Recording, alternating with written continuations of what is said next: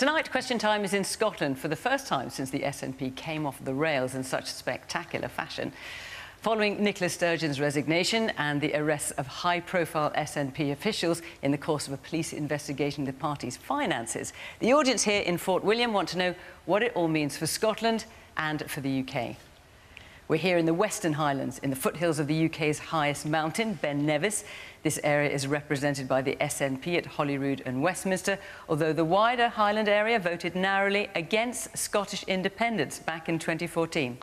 Our audience also want to talk about how should we fill our job vacancies, train our own or with more immigration? And also, is the cost of living crisis a cost of greed crisis? Welcome to Question Time.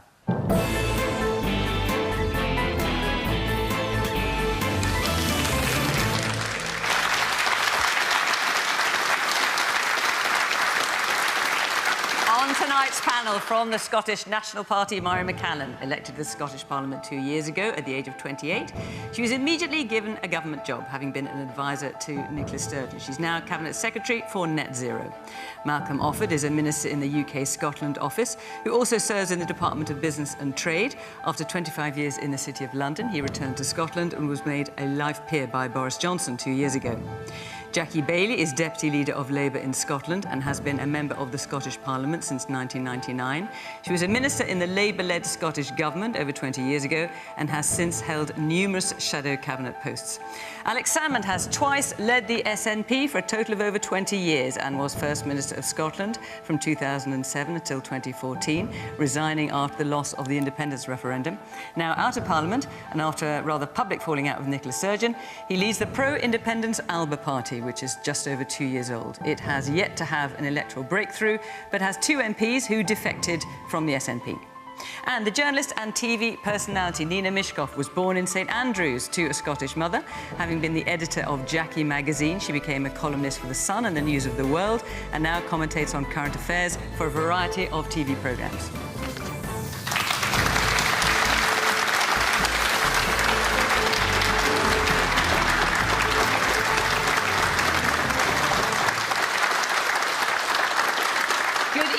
From Fort William, welcome to our panellists, welcome to our audience here, who, of course, you are reflect a broad electoral map of the country that we are in, which, of course, tonight is Scotland.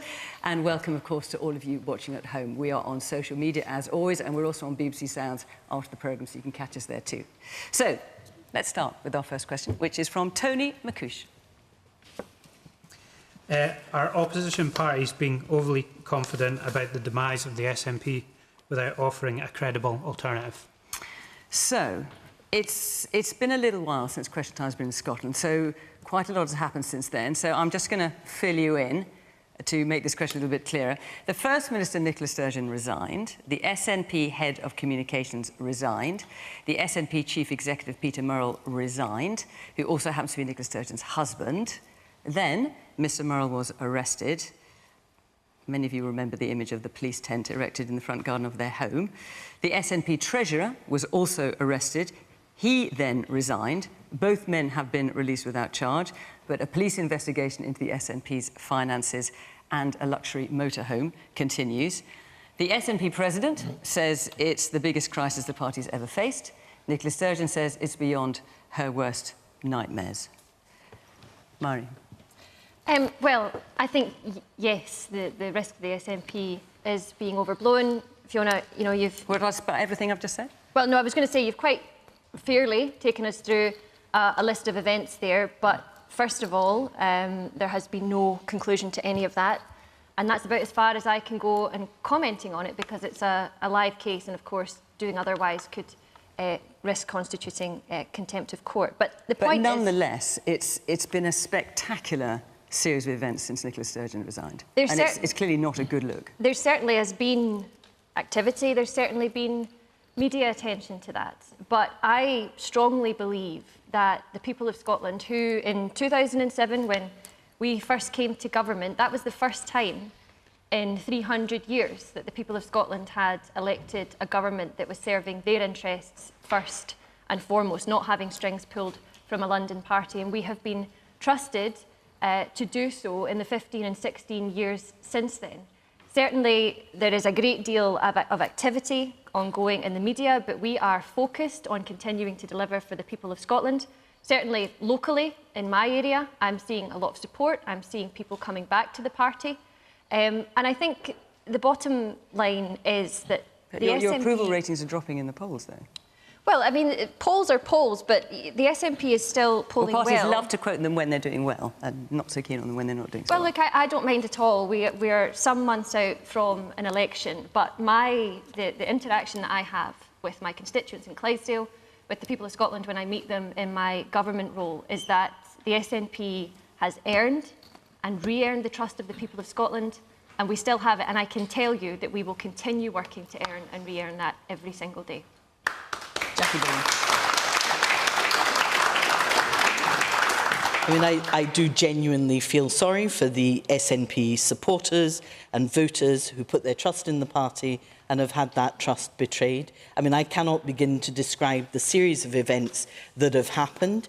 They are quite extraordinary, and the SNP is in a mess as a result of that. Now, you know, when you are round the corridors of Holyrood, you can't help but interact with colleagues in government who tell you quite openly that it is simply a matter of time before Humza Yousaf, our First Minister, is going to be challenged. Now, previously it was after the general election. Now people are talking about after a by-election in Rutherglen, which is, of course, a possibility.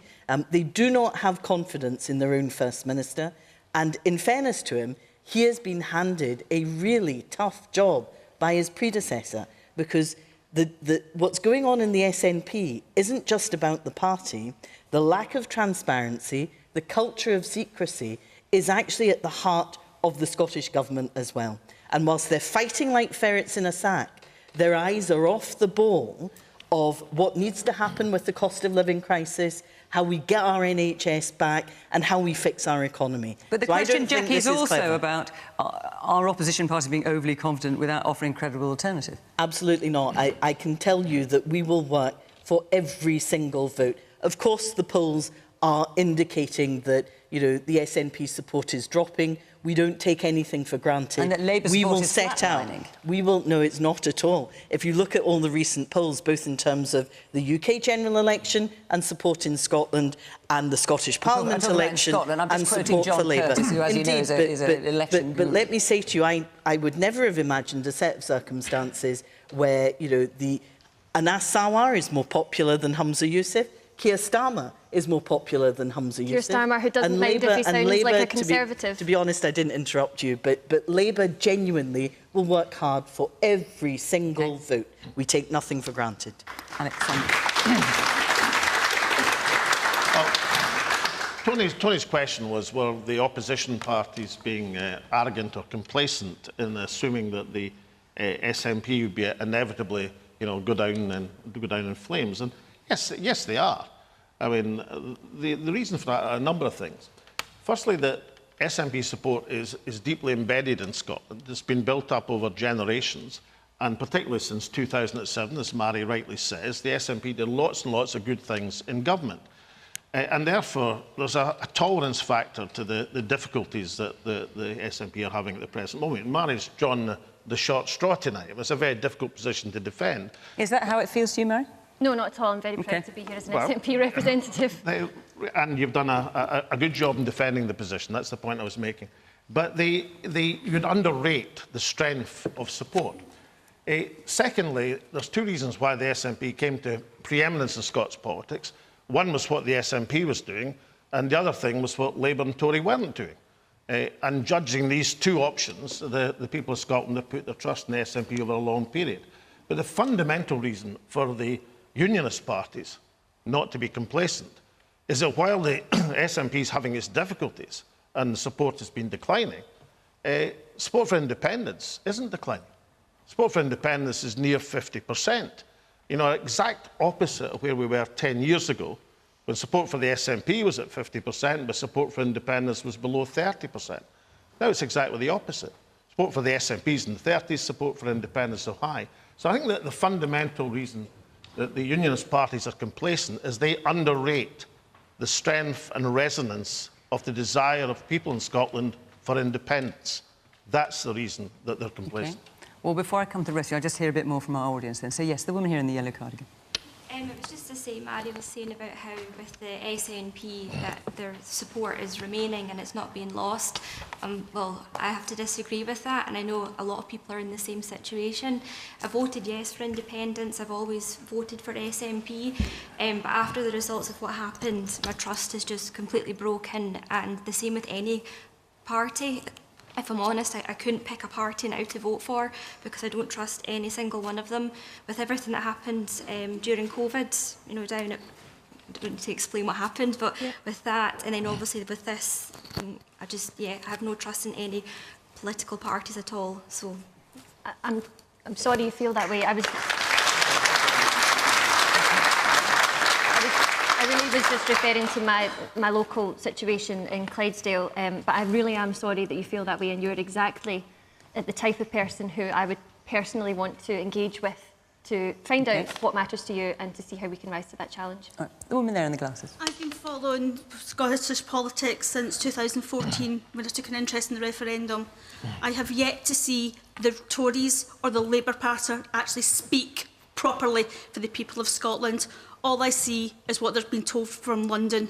If you want to get the people of Scotland to vote for you, speak to us, talk to us, listen to what we're saying. At the moment, you're not listening, and as a result, I will personally never vote Labour ever again. And I voted for you until the referendum.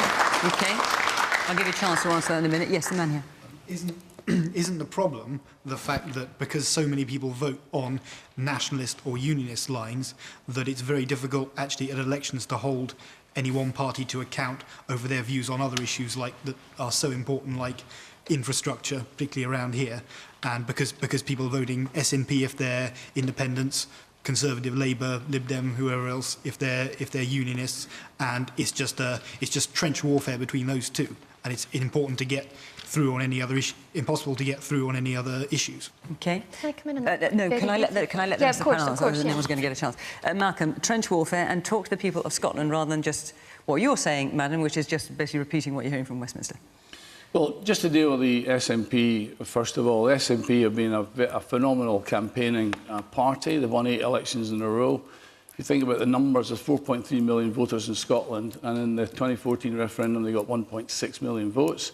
And in the 8 elections since then, they've had 1.3, 1.4 million votes. So basically about a third of the electorate are die-hard SNP supporters. And they must be very disappointed with what's happened, because if you look now back over 15 years from when Alex Salmond first became First Minister through to Nicola Sturgeon, if you said at the start of that you're going to have 15 years and you have an opportunity to transform Scotland and make Scotland the most prosperous part of the UK and the fairest part of the UK, and where we've ended up now, where that has not actually happened, I think they would be very disappointed. And from a UK government point of view, we believe that Scotland can and should be certainly the most prosperous part of the UK outside of London, and has all the tools to do that. The devolution settlement is the most generous devolution settlement of any world system. You go look in the German system, look in the US system, look at any other, whether it's a federal system or whether it's a unitary system as we have here.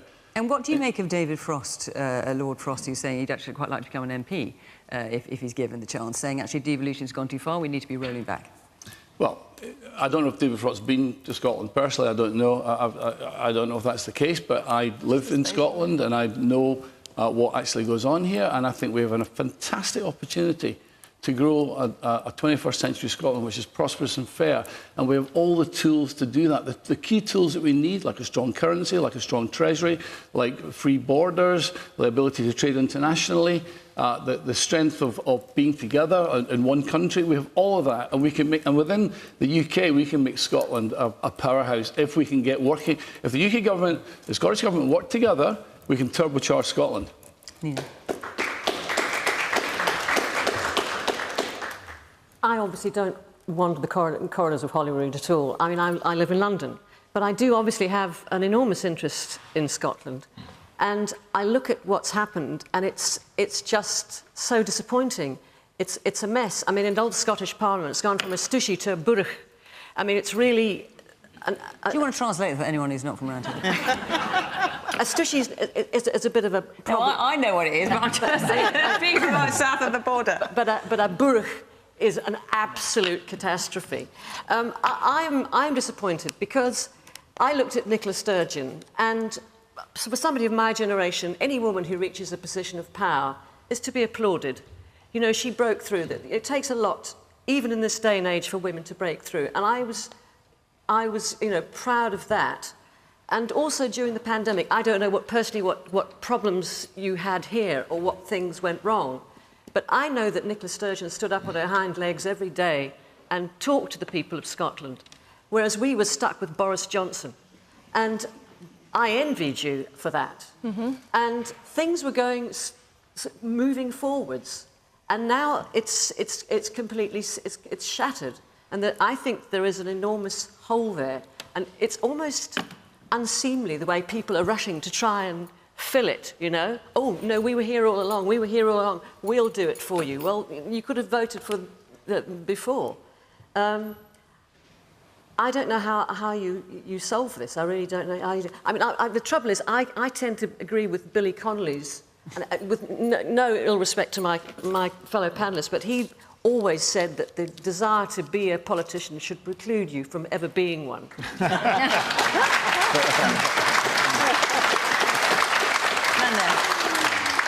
Yes, you, with your hand up.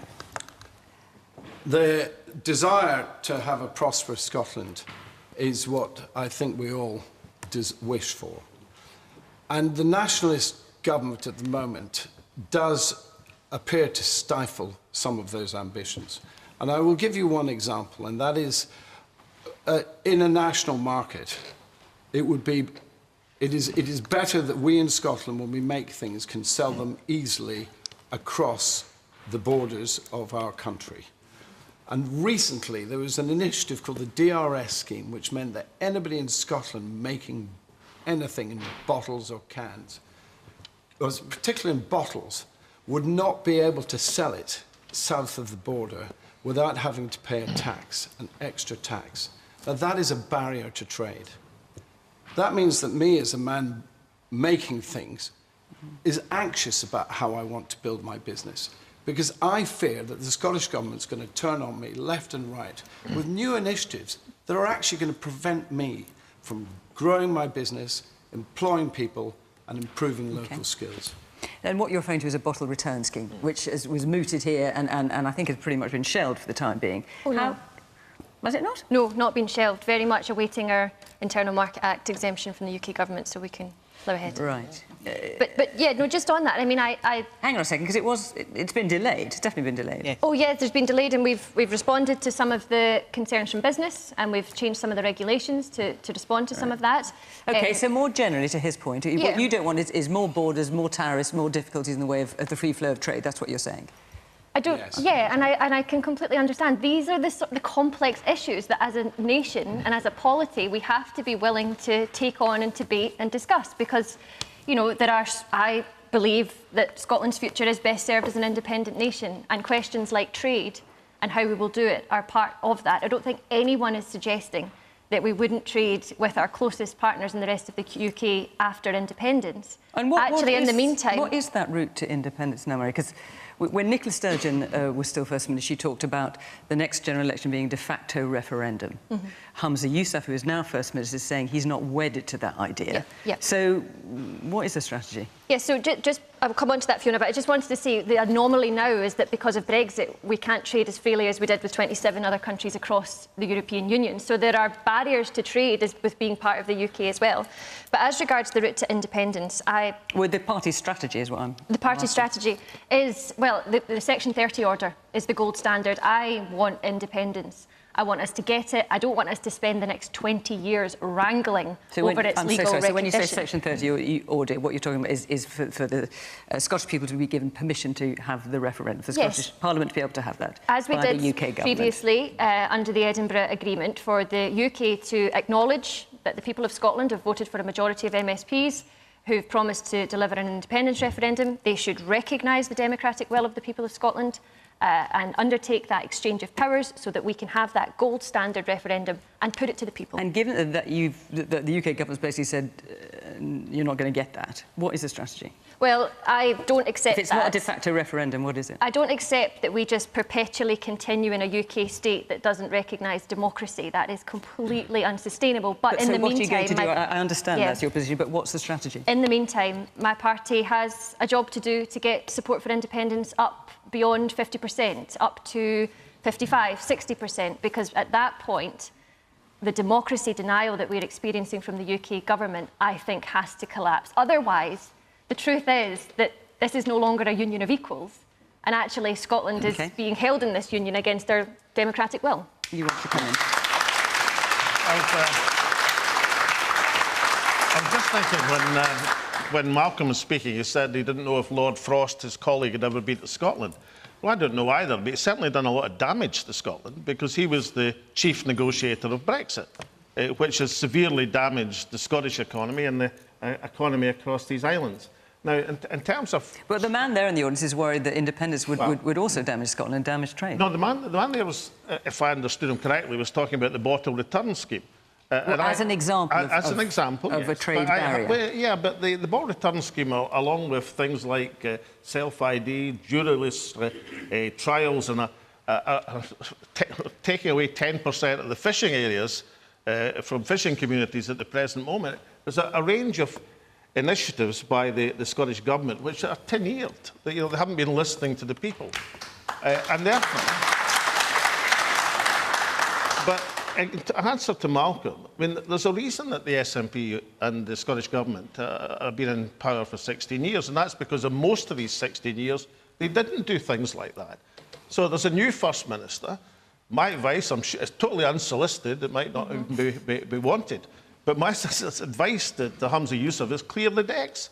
Get rid of things like the bottle return scheme, the juryless trials, the self-ID, the attack on the fishing communities, and get back to doing what was done for most of these 16 years, which was governing competently, efficiently for the people of Scotland, while having the goal of independence and allowing people at each election to vote for independence, not anything else. And what would your strategy be, Alex? We heard what Mairi had to say. Well, Nicola Sturgeon's was a de facto referendum. That now seems to be going by the wayside, as far as one can tell, certainly in the short term. What's your strategy? Or what would your strategy be? I negotiated the Edinburgh Agreement with David Cameron, but I don't agree that Section 30 is the only route to get independence. If that route has been blocked off because of the move to the Supreme Court, which I didn't quite understand, then you go back to where you should be seeking a mandate. You seek a mandate from the people. Now, if you can't do it in a referendum, you should do it in an election. And if not just the SNP, but the independence parties, the SNP, Alippa, the Green, if they win the election, if they get a majority of votes, then they should seek that as a mandate to negotiate independence. So Nicola Sturgeon's strategy of the election being a de facto referendum? One disagreement. I mean, that's, in my view, what the people who believe in independence, the parties who believe in independence, should be doing it each and every election. Not once and for all, but they should be appealing to the people to get a majority. And if they get a majority, we've got a Scottish Government which is perfectly capable of negotiating independence for Westminster. But people in Scotland have to be given that choice. Well, let's hear from the people of Scotland. The man at the back with his hand up. It's not just what's happened with the SNP party in Holyrood. It's also the issues, as Alex rightly pointed out, that the SNP are bringing forward and getting bogged down. The proposals for 10% of the Scottish waters to be designated as highly protected marine areas, that was taken without consultation. That commitment was made with the Green Party because of SNP's one seat short of a majority crisis. It's nothing to do with global warming crisis, nothing to do with a nature crisis. They went into an agreement with the Greens because they had a one seat short of majority crisis. Woman here with the glasses.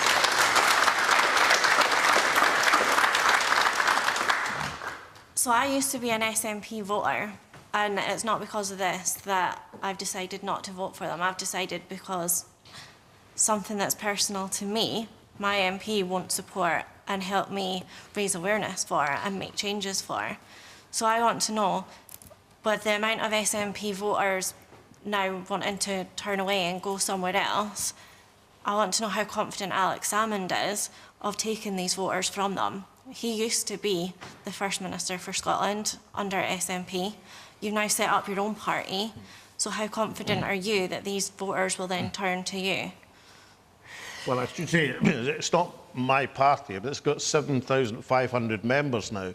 It's heading to become the third biggest party in Scotland by membership in the next few weeks. So there's a lot of people behind it. But it has been tested at 2 elections and got nowhere, and the two MPs it has are defected. Well, it took the SNP, if I remember right, 11 years to win their first election, then another 20 years to win one after that. So, you know, starting new parties takes time because you have to explain your position to people. And you mustn't rely on Alpa's not relying on the problems of the SNP to make progress. We're relying on the policies that we put forward, which might be a bit more common sense in them than some of the suggestions from the Scottish Government at the present moment. But underlying Alpa's position is our belief in the sovereign right, the Scottish people, to vote for independence. And regardless what any other party does, we intend to give people that opportunity at each and every election. Malcolm, do you want to answer the question in terms of what Norris had to say and what Alex Salmond had to say in terms of the independence and being blocked by Westminster? Yeah, I sort of feel I'm in a bit of Groundhog Day here, sort of like deja vu. Because we did this in 2014. And, you know, at that time, you think back to, you know, there was consensus across Westminster and Holyrood that we should test this question. And the SNP under Alex Salmond had momentum and had moved it from 30% to 45% of the vote.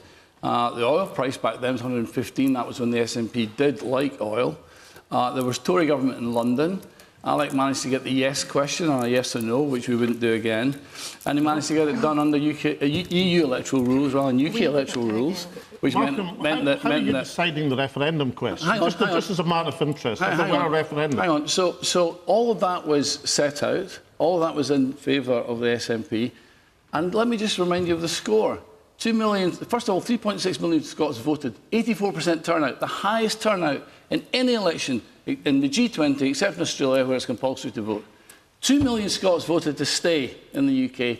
1.6 million voted to leave. The thing is, we know all this, and also we know what many Scots say, which is the situation has changed because of Brexit. It was decisive. It was decisive. In the Brexit vote, 1 million Scots less voted. 2.6 million Scots voted in the EU referendum. That's 1 million less in the UK. So that tells you that to the Scots of the two unions, the UK was 1 million more people cared about the UK than the EU. And in the EU vote, 1.6 million Scots voted to stay in the EU, which is trumped by 2 million. I think you might be losing your audience here, Malcolm, in the politest possible way. The numbers. The point is. What is the point? The point is the Scots have voted to stay in the UK. It was a once-in-a-lifetime promise given by once-in-a-generation promise given by Alex Salmond, and there is no momentum and no desire amongst the Scottish people to have another divisive referendum. But I mean, zillions of people vote one way, zillions of people vote the other way. But democracy is not a once and for all thing. You know, people are entitled when circumstances change, if they want to change their mind, and they're certainly entitled when they vote for it to get the opportunity, the democratic opportunity to vote for independence. Jackie, let me come back to you. I just wonder if you'd answer the point made by the woman there in the glasses about how you were saying neither the Scottish Conservatives or Scottish Labour are talking to you as far as you're concerned, because basically you feel that you're taking your orders from Westminster. Let me genuinely say to you, I go canvassing every weekend. You give me your address, I'll come to your door and we can have that conversation. She's saying doesn't want that, but there you go. But I do, and I think it's important to listen to people and to speak to people.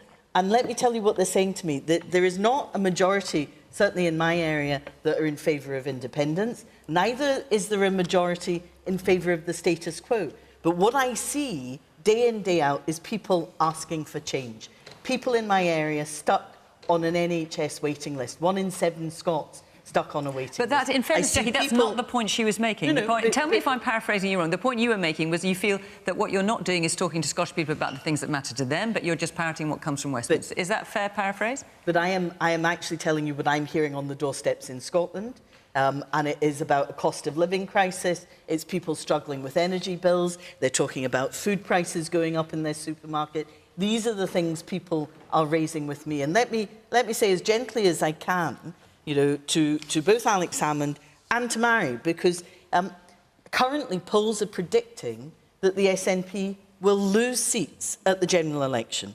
There are also, in fairness to Alex Salmond, there were 1,000 councillors elected in 2021, not one of them from Alba, not one.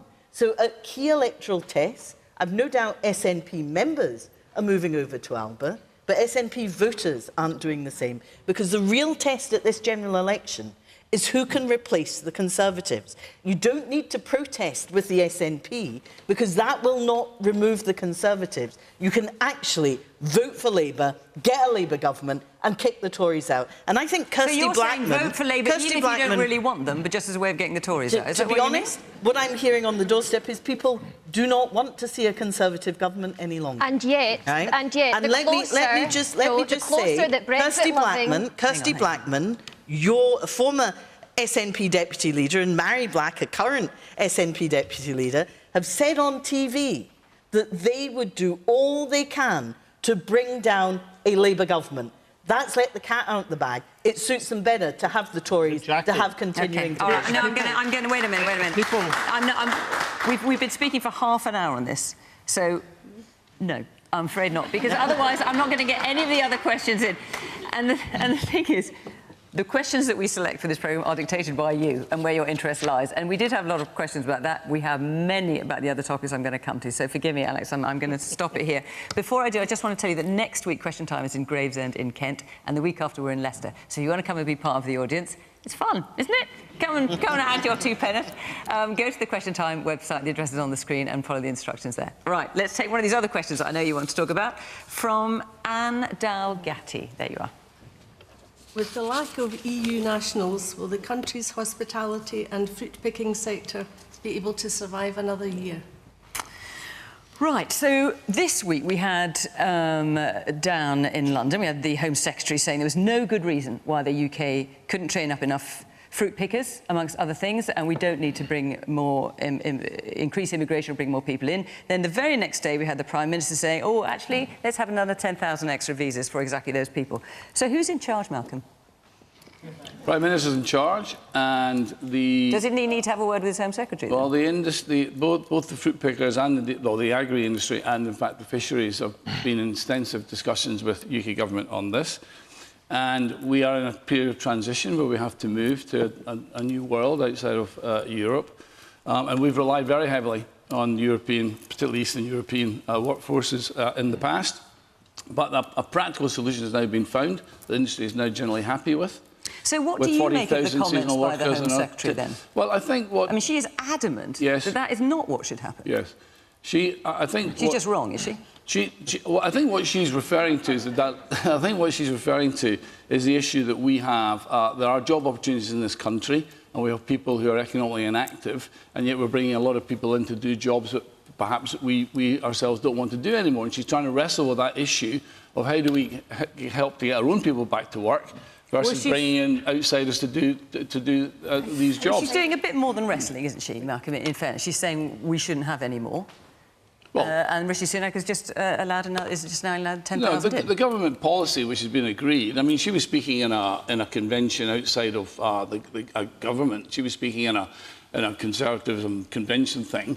Yeah, but she is the Home Secretary. But the government policy has been settled with the seasonal worker route to come in to help us transition to this. But we also have to realise that we've got massive labour shortages in our own economy. So you're not bothered that the 2 top people at government saying things are polar opposites on the same policy? But don't you agree? Hang on, just let him answer that question, Nina. You're not bothered by that? I don't think they're polar opposites. I think the policy's been set. What do you think? The policy's been set. The policy's been set, and she's asking a question for all of us to ask No, ourselves. she was making a... Come on, Malcolm. She's asking a question. You're not going to answer. She was making a statement that we should be not bringing in more fruit pickers, but we should be training up our own. Nina. Don't you agree that the job opportunity that Suella Braverman was banging on about was Rishi Sunak's job, which is what she was making a blatant play for? Okay. Well, and the thing is... and on the question itself... Yes, I mean, on the question itself, the thing is, you know, decades ago, we used to have tatty holidays and fruit-picking holidays.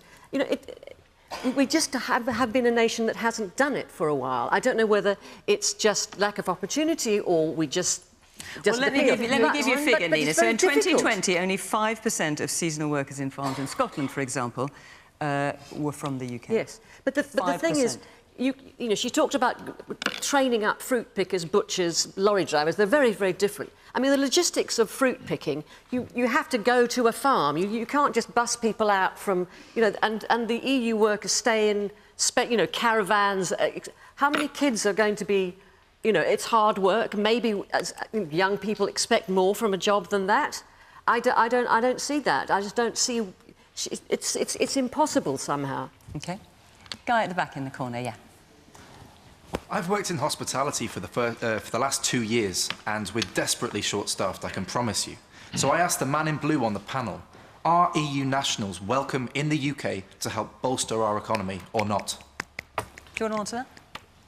When we came out of the EU, we did the first trade deal we did was with the EU. Surely they we have a trade deal with the EU. You might as well just answer this question directly. Yes. And our immigration today is running at higher levels than when we were in the EU. Yes, with non-EU nationals. And we now have a points-based system. Hang on, we have a point-based system now. So anybody who comes to this country and qualifies in a points-based system can come and work in the country. So the answer is yes. The answer is yes, OK. You've set your hand up. Does that not satisfy you? That doesn't satisfy me. We don't need just high-skilled workers. We need all types of workers, OK? So I ask you again, is it not our NHS? Do they not deserve to have workers? Because they are desperately short-staffed as well. Why aren't unskilled workers also welcome in the UK? Well, the point system is graded. It's not the point system is graded for different categories at different skills. So it does accommodate this. Jackie. Yeah.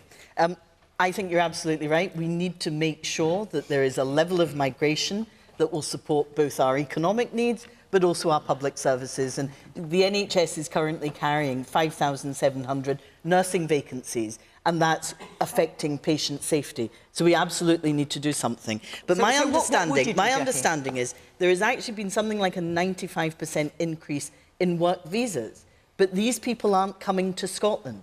And we need to look at why that is. Now, certainly in the Labour government previously, we had a Fresh Talent initiative. It was about encouraging people to stay in Scotland, to make their life in Scotland, and to work here. We need to look at approaches like that to ensure that we have people in the country to suit our economic needs, but also to help with our public services. And would you increase the number of visas that are given out for people to come and fruit work in farms or in hospitality?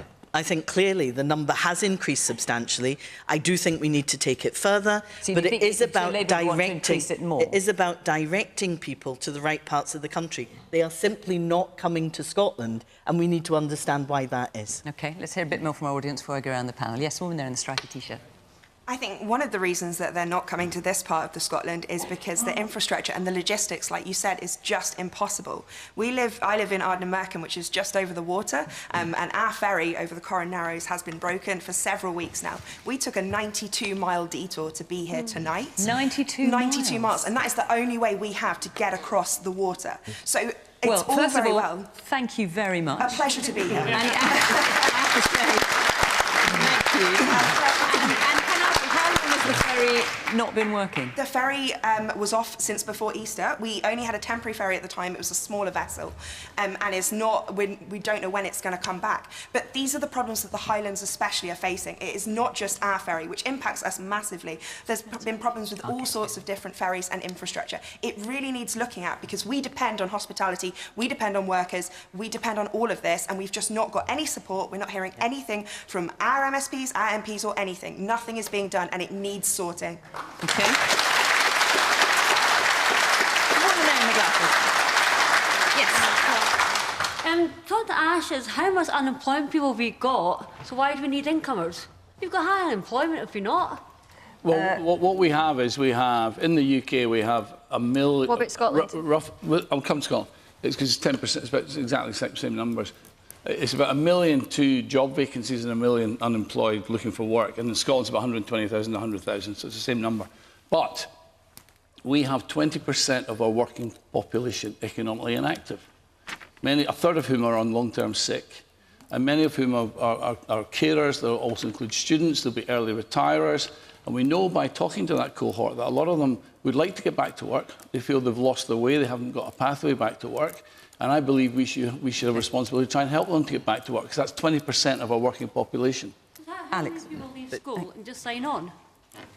How many people leave school and just sign on? How many people do? Well, does anyone know that figure? I have to say I don't. Alison, I don't believe it's that many people, to be honest. So, well, let's deal with the substance of the question. Thank you for your point. With the lack of EU nationals, will the country's hospitality and fruit-picking sectors be able to survive another year? And we know that the National Farming Union, for example, has been complaining about not having enough workers and fruit and vegetables rotting in the field. Alex? Well, I agree with Nina that the Home Secretary's speech, whether it be to an American think tank, whether it be on the moon, Malcolm, it was a job application to be a future Tory Prime Minister. That's what she was about, because the Tory party are fixated on immigration. They want to fight the election on immigration. But the reality is, not just for the agricultural sector, not just for fruit pickers. I was very struck, incidentally. She said that we should train people up to be berry pickers. Now, one of my first jobs was picking berries. I don't remember much training involved. I mean, it was quite simple. You just picked them off the raspberry bushes. But the larger point is this, that the exit from the single market and from free movement has made every family in this hall tonight £2,000 a year worse off. £2,000 a year. And when times are tough like they are just now, that's a huge amount of money for most families, the vast majority of families. And that's because the economy is smaller as a result of coming out of the single marketplace. And the economy is smaller as a result of labour shortages in key areas of the economy.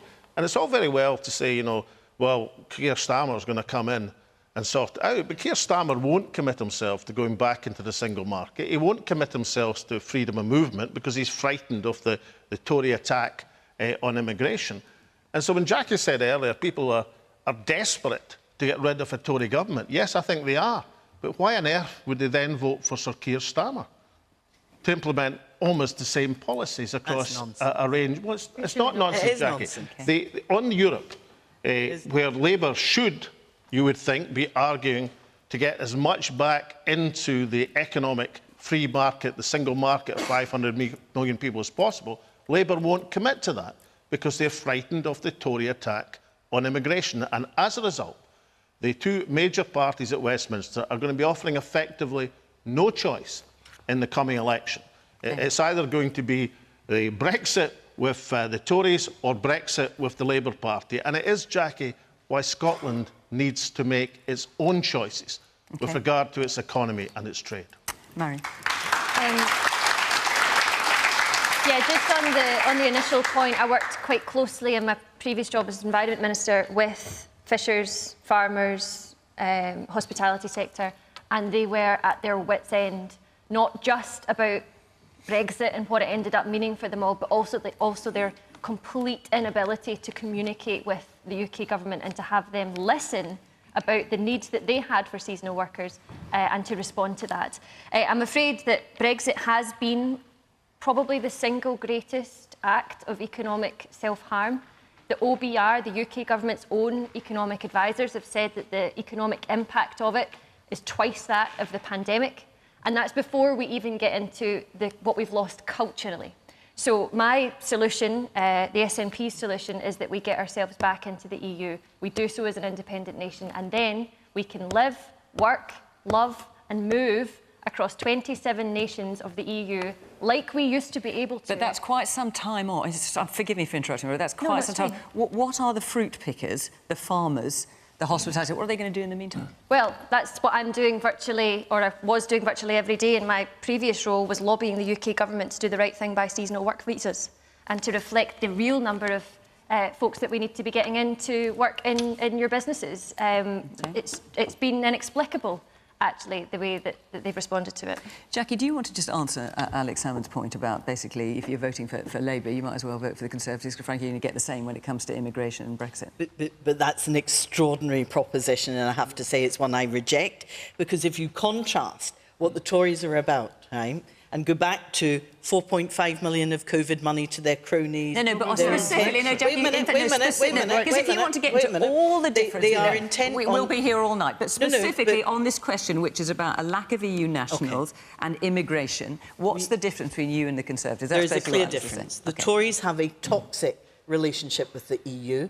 Labour want to repair that relationship. We need to do it for business, for people, to ensure that we are able to have decent trade relations with them. That's currently not the case because the Tories aren't interested in that. Will you take us back into the EU, Jackie? I have to say, you know, I campaigned for the European Union. I campaigned against Brexit. I voted against it. And actually, in areas that I represent, the SNP were missing from that debate. I went out and delivered SNP leaflets. Will you take us back into the EU, Jackie? Let me finish. It's 2023. Listen, you have spent, less than you did on the Shetland by-election on your EU campaign. People's so I will take no lectures are being from hit people here. who currently are not using the powers they have. So let's talk about something that the EU did, Erasmus.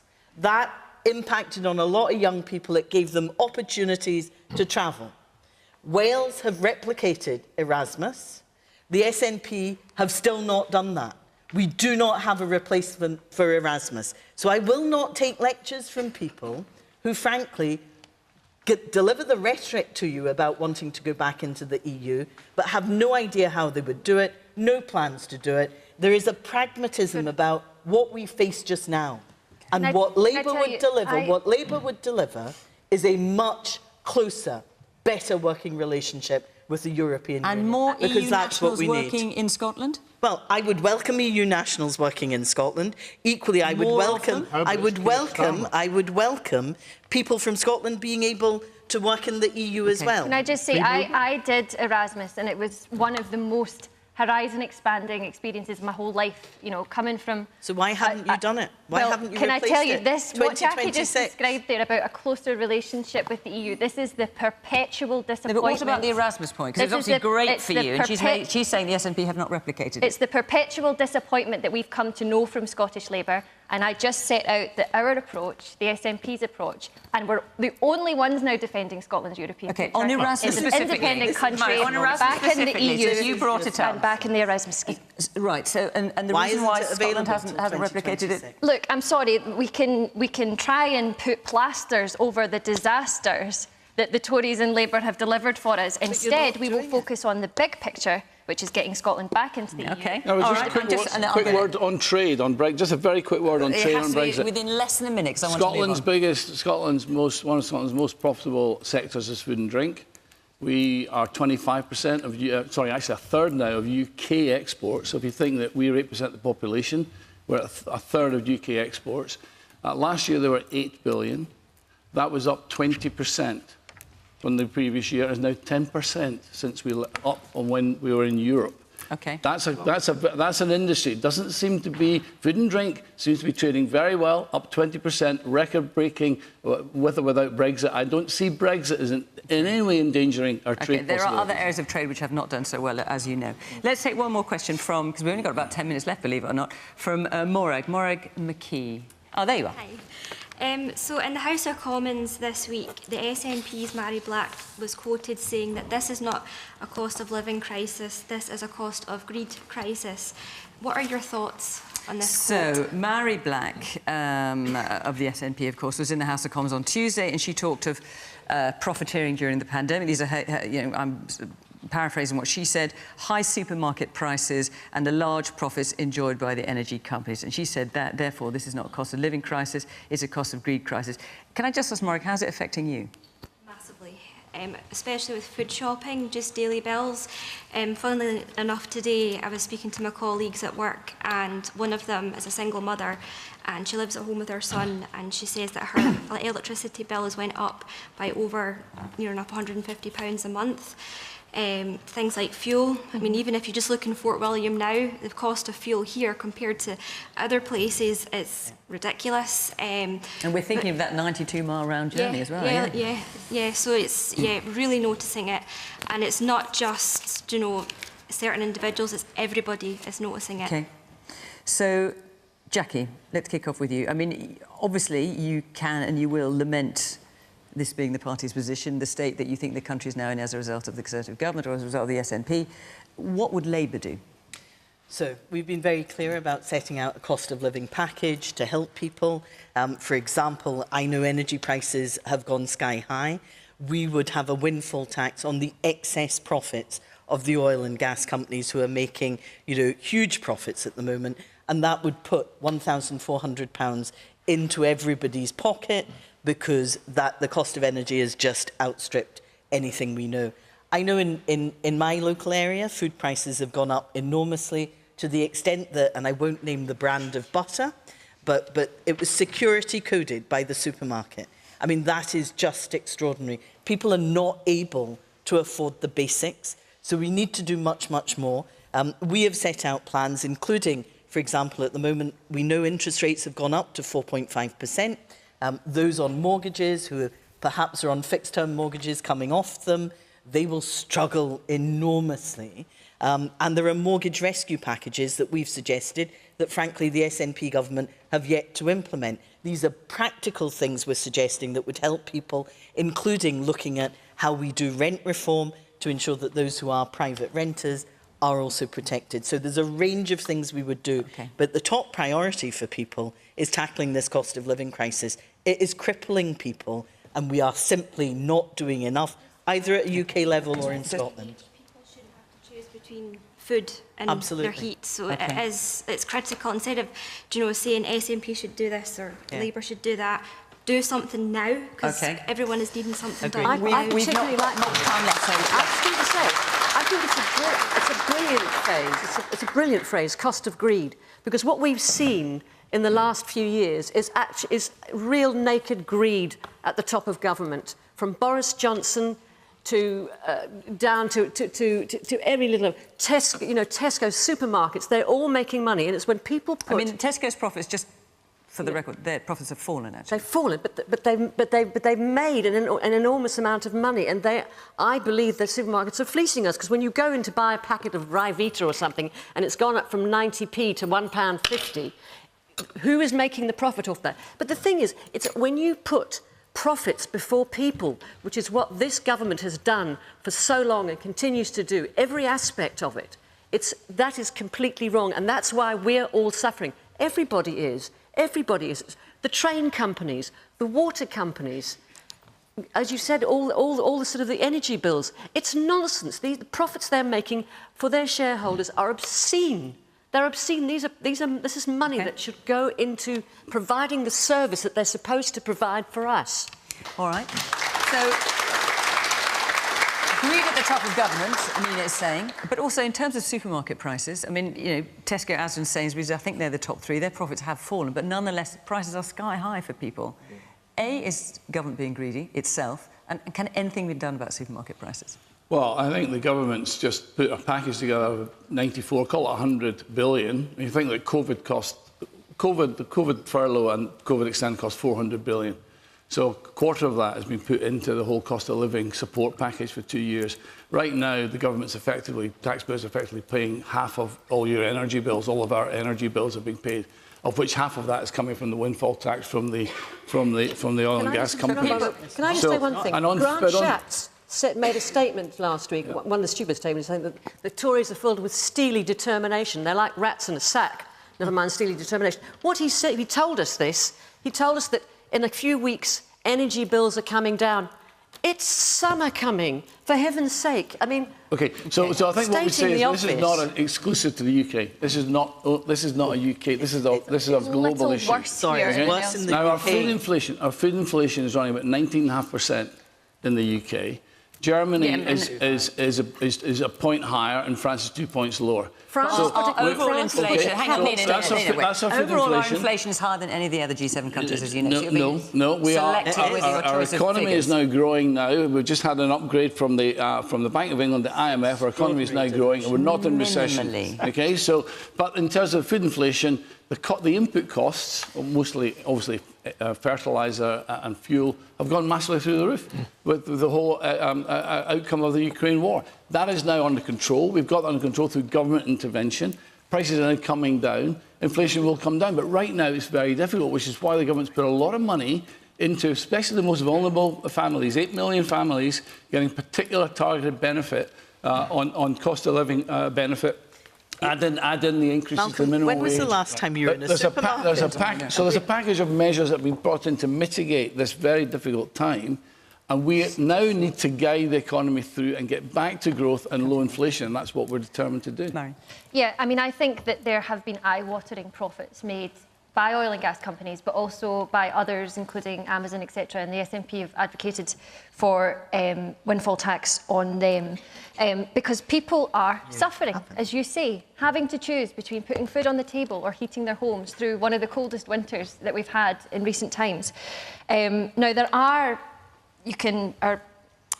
Lord Offord can narrate a number of factors here, but let's not forget there are very specific UK issues here that have come into play, not least the disastrous Truss quartering budget, as a result of which I have friends who now can't pay their mortgage. That's how disastrous their approach was. But in Scotland, listen, we have been trying to do what we can with limited powers. The new First Minister, Hamza Yousaf, one of the first things that he did was take the Fuel Insecurity Fund and treble it from its original 10 million up to 30 million.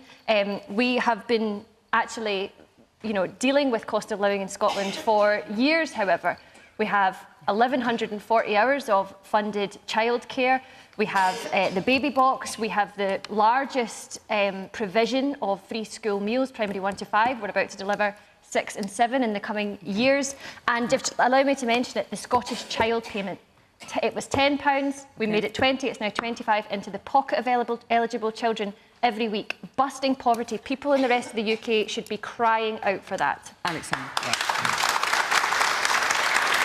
Now, Malcolm said a minute ago that the UK economy was growing, yet in the last quarter it grew by 0.1%, which is the lowest measure of growth you can possibly get. So technically it's correct. But if he thinks that's a satisfactory performance, then he's living in cloud cuckoo land. Now, is it about greed? Well, I saw one statistic this week which indicates it might be.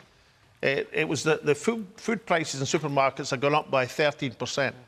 But for own brands, where people who are struggling have to go because they're cheaper, they've gone up 25%. Now, I don't see how that's explicable, and I think there should be an examination into that. And last, the point I make is about energy prices. Ofgem prices your energy, your electricity, on the international price of gas. Now, the international price of gas has been going down, but the electricity prices haven't been going down. But in Scotland in particular, we generate 100% and more of our electricity from renewable sources. Now, I've been looking very closely. The price of wind hasn't gone up in the last year. The price of water hasn't gone up in the last year. So why has Ofgem let the price of electricity soar? So I would sack the Ofgem board and take some immediate action and help working families in this time of crisis. OK. It always comes round too soon, but I'm afraid we are out of time. Every week, I think we could go on for so much longer, but our hour is up. Thank you very much to the panel for coming along to beautiful Fort William this evening. Thank you to all of you. Good luck getting home with your journey around those beautiful roads, very windy. Take it steady. Remember, Question Time is in Gravesend in Kent next week, and we're in Leicester the week after that, and we are available on BBC Sounds. From Question Time in Fort William, until next week, bye-bye.